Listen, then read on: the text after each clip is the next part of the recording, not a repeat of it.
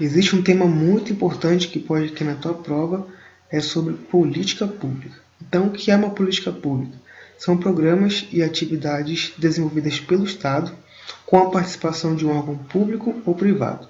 Então, o objetivo dessa ação estatal é assegurar os direitos que estão dispostos na lei, garantindo então o direito à cidadania, que é uma coisa que a gente está discutindo bastante aqui no meu canal. Então o Estado ele pode fazer uma política pública por livre e espontânea vontade. E isso aí sabe que é muito difícil, né? Ou então esse Estado ele pode ser pressionado pela população por meio de uma ação coletiva. E como exemplo, um protesto, uma greve, uma paralisação, os movimentos sociais e também as ONGs. Portanto, gente, a política pública é o Estado em ação. Ele sai da sua zona de conforto e, por meio de um projeto de Estado ou um projeto de governo, ele estabelece diretrizes e programas que vão beneficiar diversos setores da sociedade. Quem então formula as políticas públicas? As políticas então são formuladas de primeira mão pelo Poder Legislativo. Ele tem a responsabilidade de criar as leis. E um exemplo disso é o Congresso Nacional, formado por deputados federais e senadores. E existe o Poder Executivo, que aplica essas leis que foram criadas. O Poder Judiciário, então, ele tem a responsabilidade de fazer um controle da aplicação da lei e verificar se a finalidade está sendo alcançada. Não esqueça também que a política pública existe em todas as esferas do governo do país. Então, nós temos políticas públicas a nível federal, a nível estadual e a nível municipal. Existem também diversos tipos de políticas públicas. Por exemplo, políticas públicas para a educação, políticas públicas para a saúde, trabalho, lazer, meio ambiente, cultura, moradia e transporte. Portanto, a política pública ela é uma garantia dos direitos sociais, é um compromisso político, ela é uma ação democrática, ela é uma atividade voltada para o exercício da cidadania plena. Aprenda agora sobre o ciclo de política pública, que é formado aí por 7 passos principais. O primeiro passo é a identificação de um problema dentro de uma sociedade. Depois nós temos a formação da agenda. Quais são as prioridades? Quais são os problemas urgentes que o Estado, o governo, ele deve elencar, né, e com certeza tem que resolver. O terceiro passo do ciclo da política pública é a formulação de alternativas. É estabelecer, então, algumas opções para tentar resolver o problema que foi abordado. O quarto passo, então, é a tomada de decisão. Quais são as decisões que serão tomadas por parte do Estado? Ok? O quinto passo é a implementação, no momento em que a política pública ela vai ser executada de fato.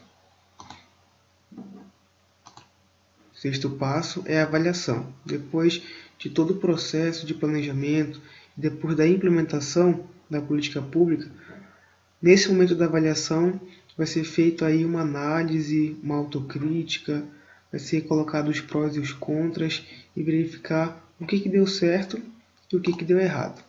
E aí o sétimo passo é a extinção.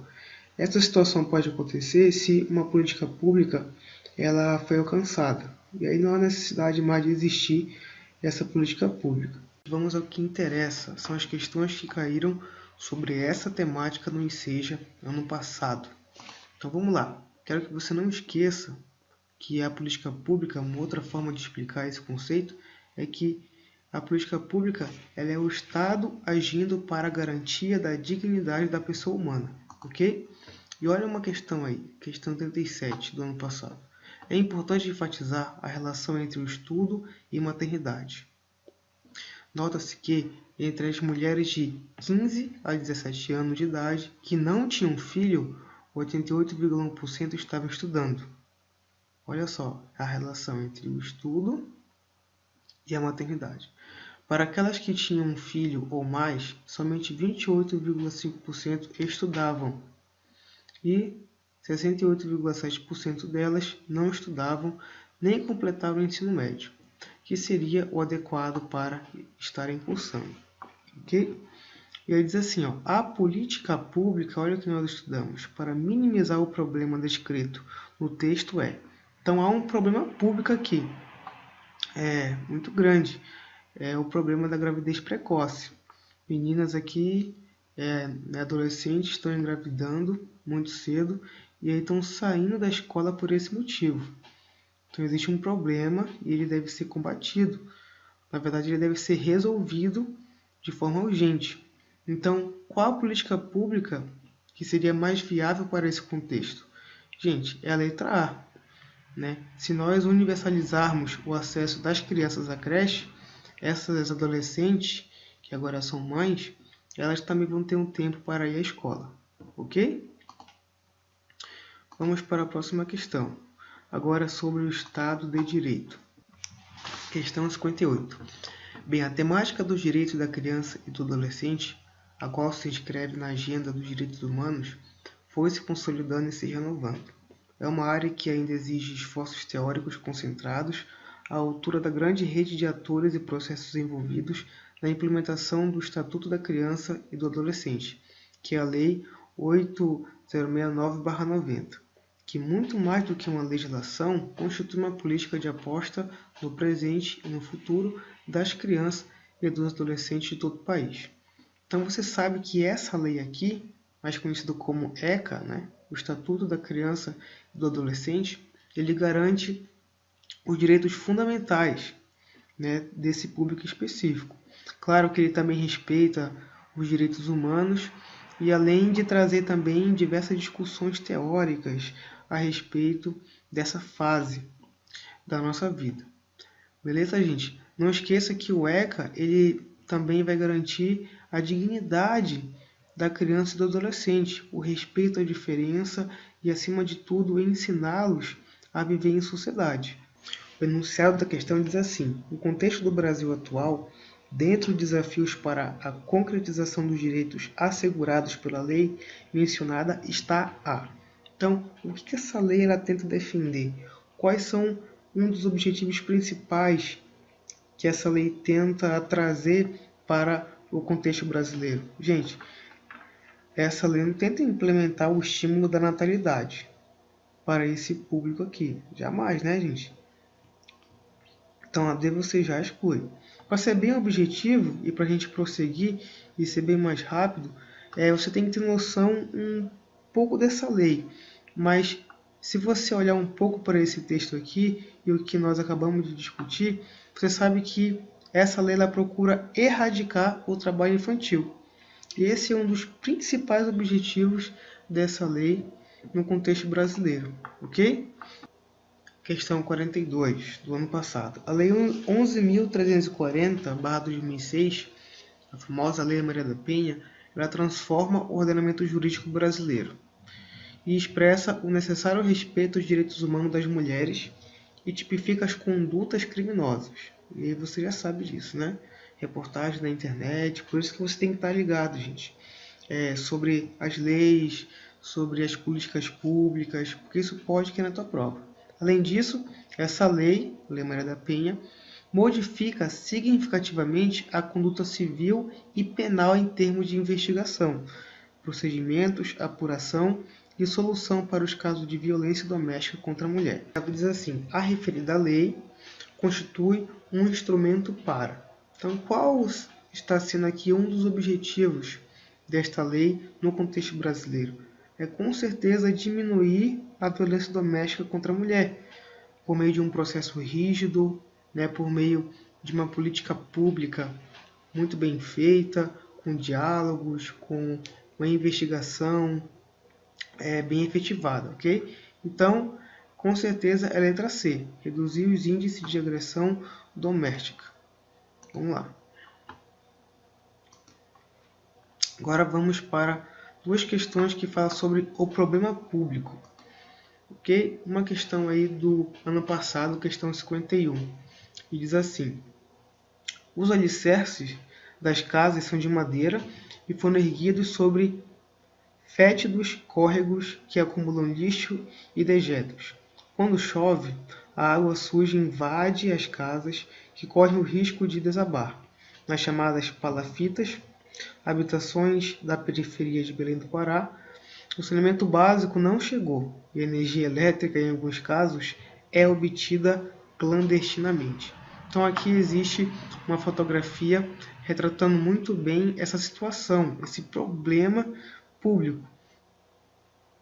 E essa fotografia, ela retrata diversos problemas ambientais, problemas sociais, falta de políticas públicas, existe uma ocupação desordenada e também existem diversos motivos para que essa ocupação desordenada está acontecendo dentro desse espaço urbano.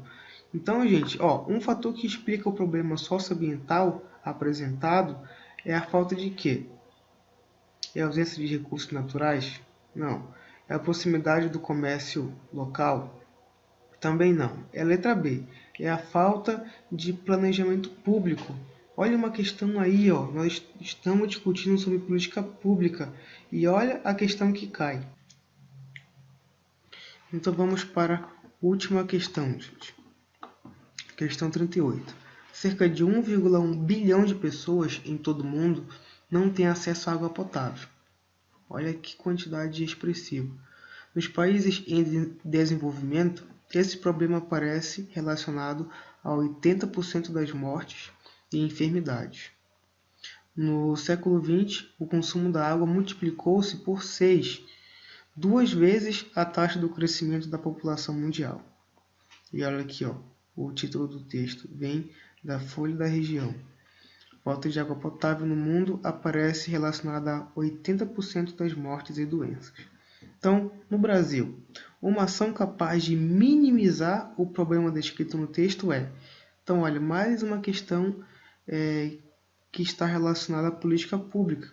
E existe um problema muito grande aqui, que está sendo colocado em debate nesse texto, que pessoas estão morrendo, pessoas estão adoecendo porque não tem água potável. E qual é a solução para isso? Como nós podemos tratar esta água? É construindo usinas hidrelétricas? É privatizando a rede de abastecimento? Ou então aterrando resíduos sólidos? Claro que não, né? Um problema a ser resolvido aí por meio de uma política pública é o tratamento de esgoto das cidades. Esse aqui é uma das principais soluções, se não é a principal solução dentro do espaço urbano, quando nós falamos no tratamento de água, em trazer uma água potável, né, no mínimo saudável para a população. Isso garante a cidadania, isso garante a dignidade da pessoa humana e, claro, beneficia a coletividade. Nós, que fazemos parte da sociedade, nós podemos participar ativamente desde o período da elaboração da política pública até a sua avaliação. A educação, por exemplo, ela tem seus conselhos municipais, estaduais e nacionais que nós podemos participar da elaboração dessas políticas educacionais. Existem também as famosas audiências públicas e a lei da transparência. Essa lei ela foi um grande avanço para a cidadania e para a democracia, porque ela estabeleceu que a participação do cidadão na formulação das políticas públicas devem ser incentivadas pelo governo.